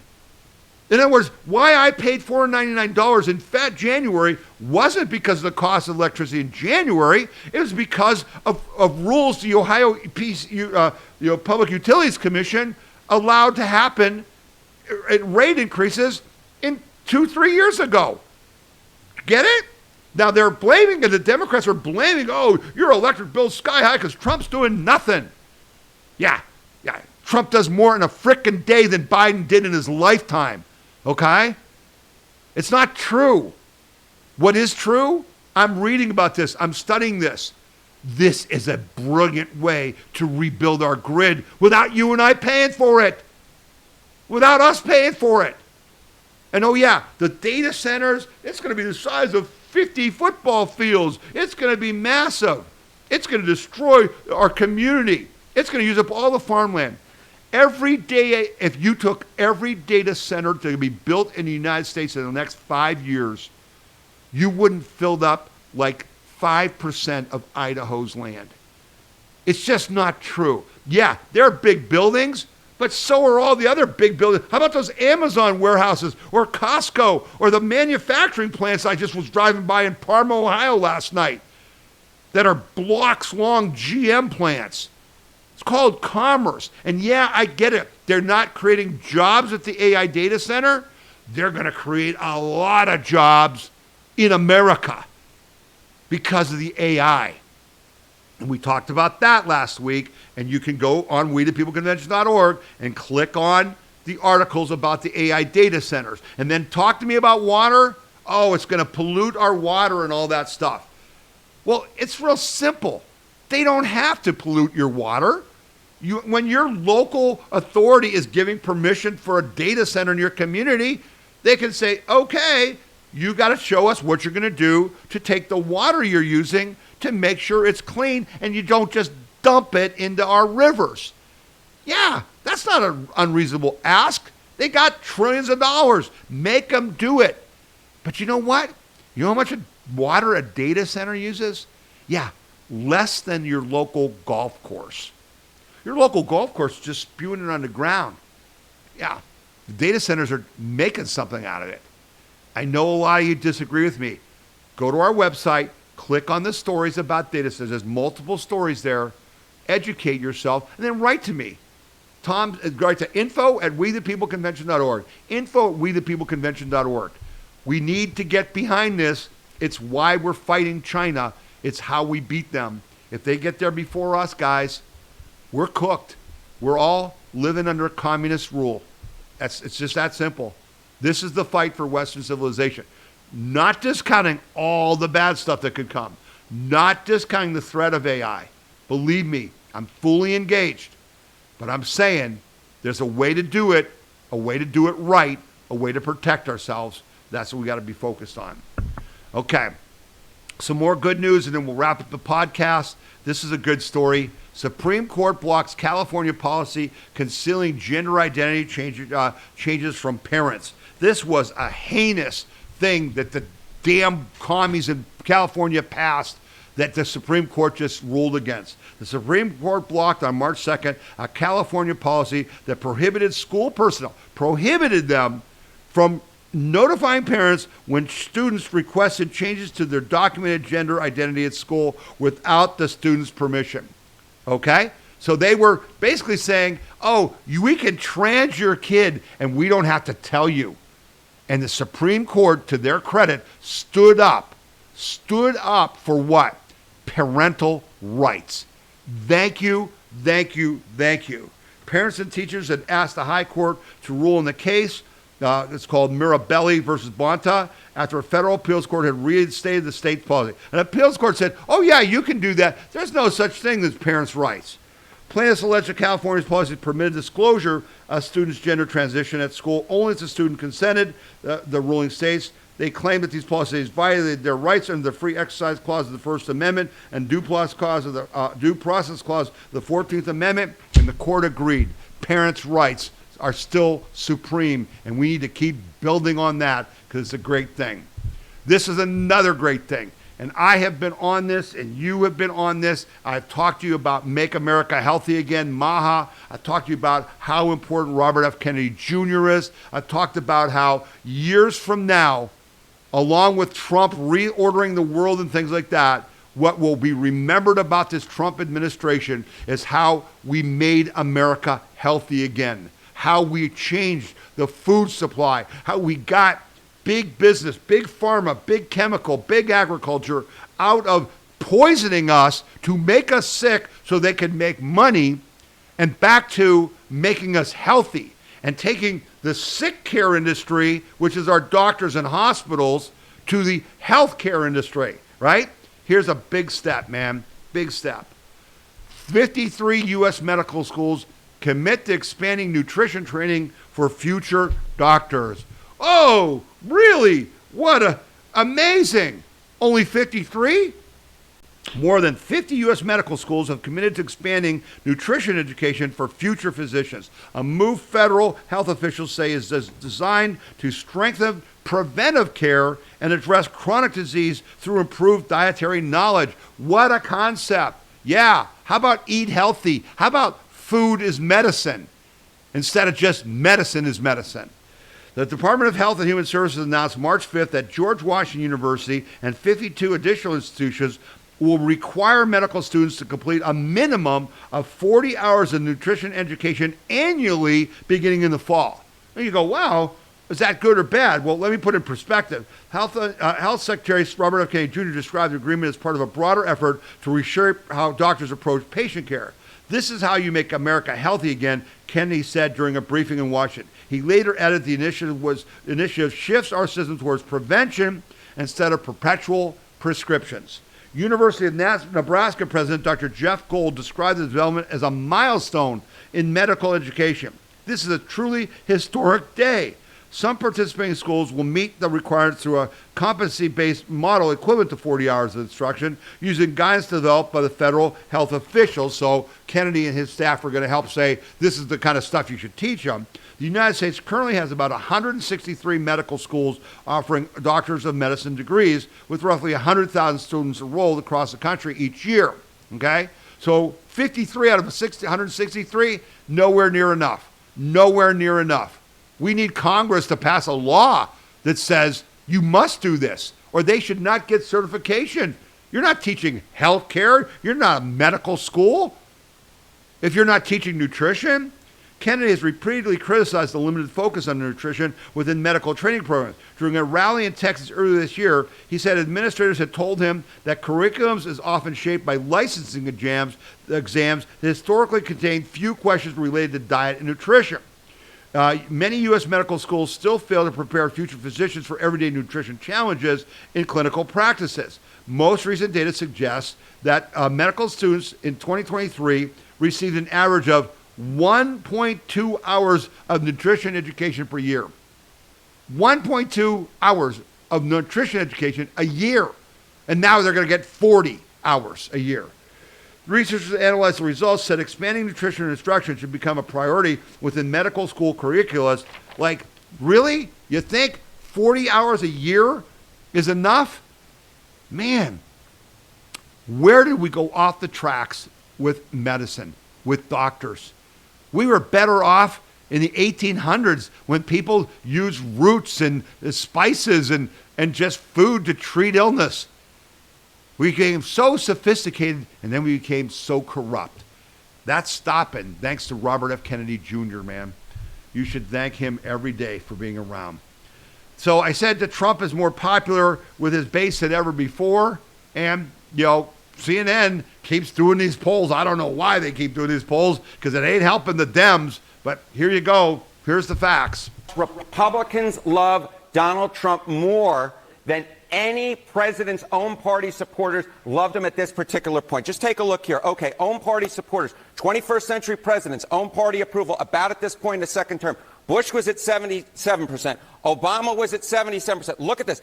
86% of Republicans approve of the job that Donald Trump is doing at this point. That is higher than either Obama or Bush had within their own party at this point. Trump's magic touch has not seemed to wear off yet when it comes to the Republican base. And what kind of approval are we talking about here? Okay, so we're talking about overall approval here. How about the strongly approved, not just like, but love. Okay, we're going to look at these same presidents again. Strong approval among your own party's base. What you see here is Trump is the only one who gets a majority at this point in their presidency. Obama was at 48%. Bush was at 47%. You see here Trump at 53%. Not as high as overall approval rating, but still getting a majority of the Republican base, at least in the average of polls, to say that they still really, really, really like him.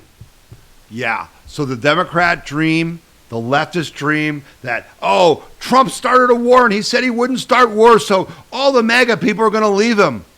Yeah, no, not happening. We voted for Donald Trump. We trust Donald Trump. We don't always agree with Donald Trump. We can argue with Donald Trump. We can criticize when we think we should. But that doesn't mean we abandon him. That doesn't mean we don't support him. That doesn't mean we're not going to show up this November to make sure that the House isn't lost so they can impeach him, right? That's what it's all about. There's the proof. You're standing strong. We're strong because we have this show, we have this information, we communicate, right? That's how we stand strong. It's awesome. And so, just want to show you it's working, all right? And before we end up the podcast, I want to show you this because this is really cool. I hadn't seen this before. Here's a picture of the new Whitehouse Ballroom. Look at that bad boy, okay? Look at how beautiful that is. This is, they put out 3 stunning images of the interior of the White House Ballroom that is under construction. And baby, it is going to be awesome. Totally paid for by private donations. They tried to stop Donald Trump from building it. That's where you're going to have big state dinners and things. We're going to have the facilities to be indoors for important meetings. He's making America beautiful again, as well as great again. And I think it's awesome. I think it's awesome. Now, I've been telling you guys about our 250th anniversary banners. Here's a picture again. Happy birthday, America, 250th. How are you going to celebrate all that we, the people, have achieved? And it's got pictures of the Statue of Liberty, the locomotive, the telephone, computers, landing on the moon, Martin Luther King, Benjamin Franklin. So a lot of you guys have said, hey, I kind of like that. I'd like to have one. So on our website at WeThePeopleConvention.org, there's a little button on the front page that says 250th anniversary, let's celebrate. You click on that, there'll be updates, like the Freedom Trucks and stuff that's going on about what's going on. But now there's a link that says if you want to buy a banner, you can. And you get a little order form, okay? And the sizes are 6 by 2 foot for $100, 7.5 feet by 3 feet, $150. 10 foot by 4 foot, which is the one that we're going to put up on our house, is $200. And then someone asked me, could you do the barn billboard thing, Tom? Can you do the billboards that we did before this? 20 feet by 20 feet by 8 feet. Okay, and 20 feet by 8 feet. We did those billboards for last elections, and you can get one of those. And the price is $450 because they're much more expensive. Those prices all include shipping. And basically, you're making a donation to the We the People Convention, and then we buy the banners and ship them to you. Okay? If you want one for your community, just go to WeThePeopleConvention.org. All right? Click on the 250th anniversary thing, and you'll see a link right there. We think that's awesome. All right, we're going to wrap up the podcast for this week. We saw a lot of people at the We Support ICE, We Stand With ICE event last night. They were wearing Charlie Kirk Freedom shirts. We were glad to see that because we will always remember our friend Charlie Kirk. We will continue to do what he did to help save our nation, to reinvigorate our nation morally and politically, to get out the young vote, to talk to young people. And we were going to continue doing that. And we will never forget our friend Charlie Kirk. When you got to do 3 things. Tell people about this podcast.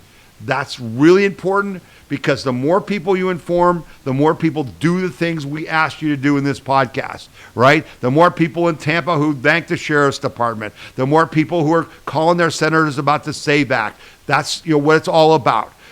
Send us, second thing is, send us comments and questions. Send us stories. info@wethepeopleconvention.org.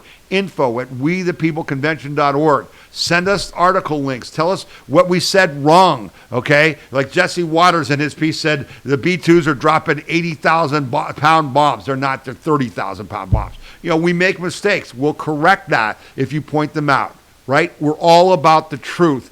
Tell us about the truth. And then if you can donate, go to wethepeopleconvention.org and make a donation. Every donation helps. In 2026, we got the fight of our lives in our hands. This is the year that we win the war. This is the year we wipe out the Communist Democrat Party. And then we go after the radical Muslims. That's the plan, right? So if we can pass the SAVE Act, we get the Supreme Court to overrule the racial gerrymandered districts for the House. If we get Harmeet Dillon to win the lawsuits that make the states show their voter rolls and get all the illegals off, if we start to have the DOJ actually enforcing the law on Election Day, get rid of the mail-in ballots, all that stuff, we're going to win big.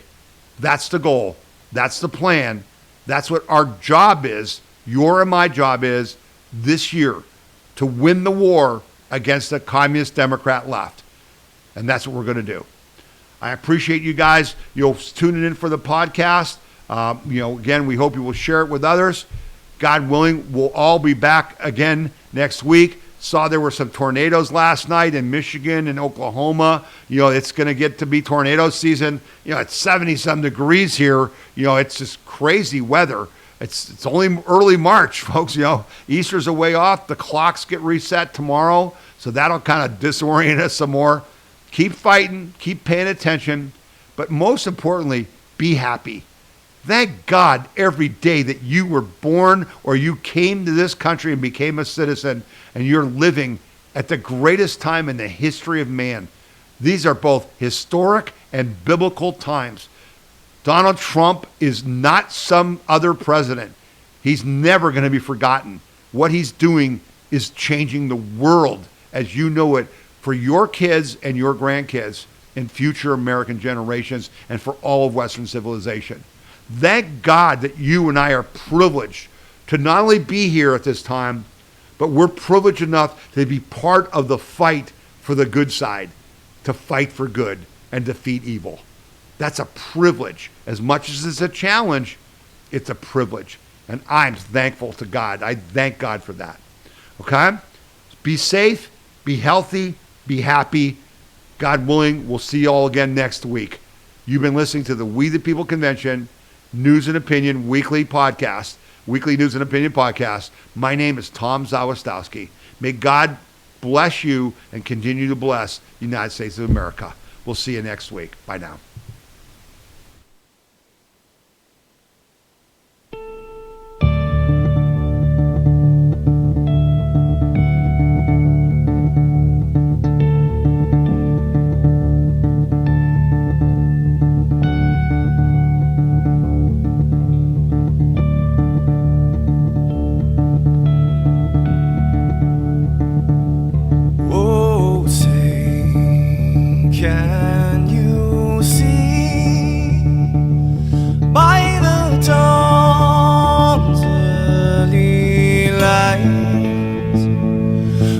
So proudly we hailed at the twilight